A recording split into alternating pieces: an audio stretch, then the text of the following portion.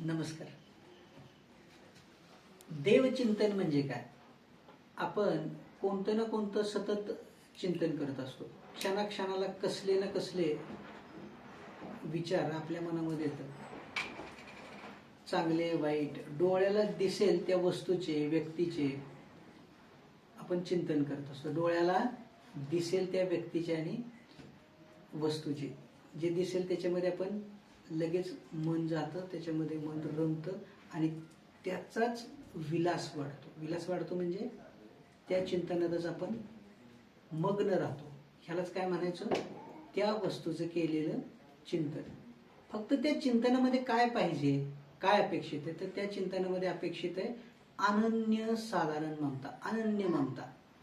मग एखाद्याचं जर प्रेम एखाद्या व्यक्तीवर असेल तर तो त्याच्यासाठी काहीही करायची त्याची तयारी असते. याला म्हणायचं अनन्य ममता, याला म्हणायचं अनन्य मोह माया. काय असतं, एका जंगलामध्ये संत असतात आणि एक व्यक्ती खूप वैतागलेला असतो. त्याला संपत्तीची अपेक्षा असते आणि तो त्या संपत्तीसाठी धडपडत असतो आणि त्या संतांना भेटतो. म्हणतो, तुम्ही इथं बसून काय करताय? मी संपत्तीसाठी खूप पळतो, खूप कष्ट करतो, खूप काही करतो, तुम्हाला काय इथं बसून मिळतं? त्यांची अवहेलना करतो त्यांना. तर संत म्हणतात, खूप तुला संपत्ती पाहिजे का? तुला संपत्ती मी सांगतो तिथं आहे, तू तिथं जा. जर एवढा मोह आहे ना संपत्तीच्या पायी, मी सांगतो तिथं जा. तो काय करतो? संत सांगतात की एका ठिकाणी गुफा आहे, त्या गुफेमध्ये तू जाऊन, तिथं संपत्ती इतकी आहे की तुला पाहिजे एवढी संपत्ती आहे. जेवढी संपत्ती तुला हवी आहे तेवढी तू घे. फक्त एक आहे की त्या गुफेला संध्याकाळी 6 नंतर ती गुफा बंद होते आणि आत गेलेला माणूस मृत्यू पावतो. आत गेलेला माणूस मृत्यू पावतो, तो जिवंत राहत नाही. त्यामुळं दिवस संपायच्या आधी, दिवस मावळायच्या आत तुला आतून बाहेर यावं लागेल. मग ठीक आहे म्हणतो, तो जातो. संतांनी सांगितल्याप्रमाणे त्या गुफेमध्ये जातो तर तिथं एवढी संपत्ती, हिरे माणिक मोती पाचूर रत्न अगदी ढीगच्या ढीग लागलेले, सोन्याचे चांदीचे रुपयाचे. आहा, ते पाहून त्याची ममताच कशावर आहे? संपत्तीवर आहे.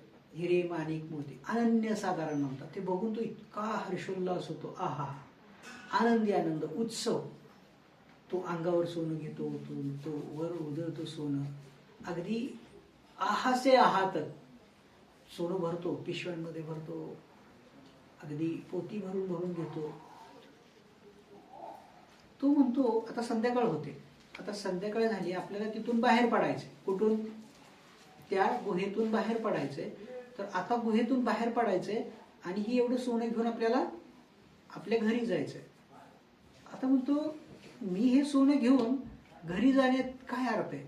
माझ्या जीवनाचं अंतिम उद्दिष्टच जर का संपत्ती आहे तर मी जाऊन काय करू?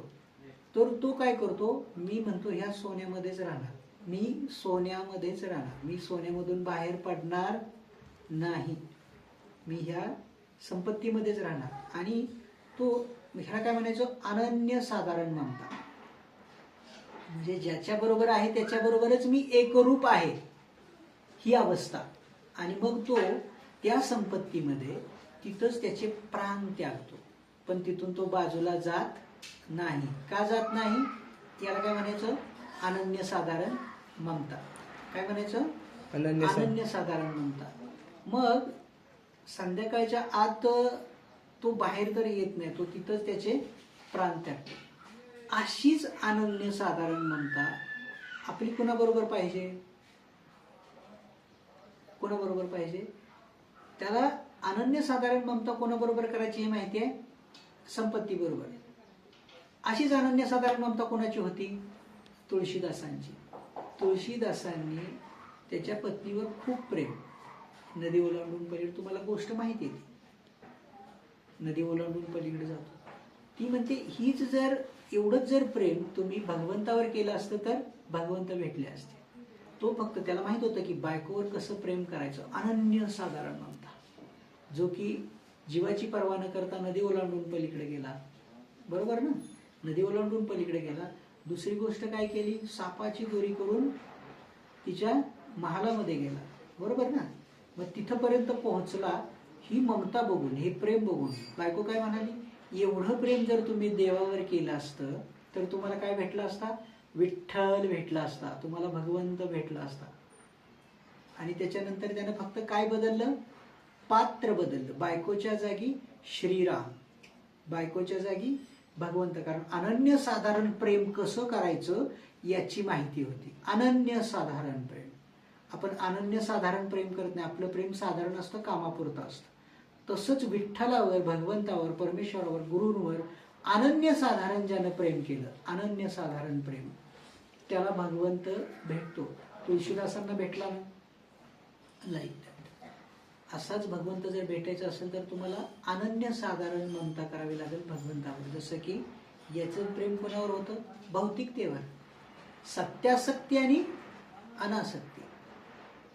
तर सत्यासक्ती भगवंत आहे. अन्यासक्ती काय आहे? वस्तू, व्यक्ती, संपत्ती ही अन्य आसक्ती आहे.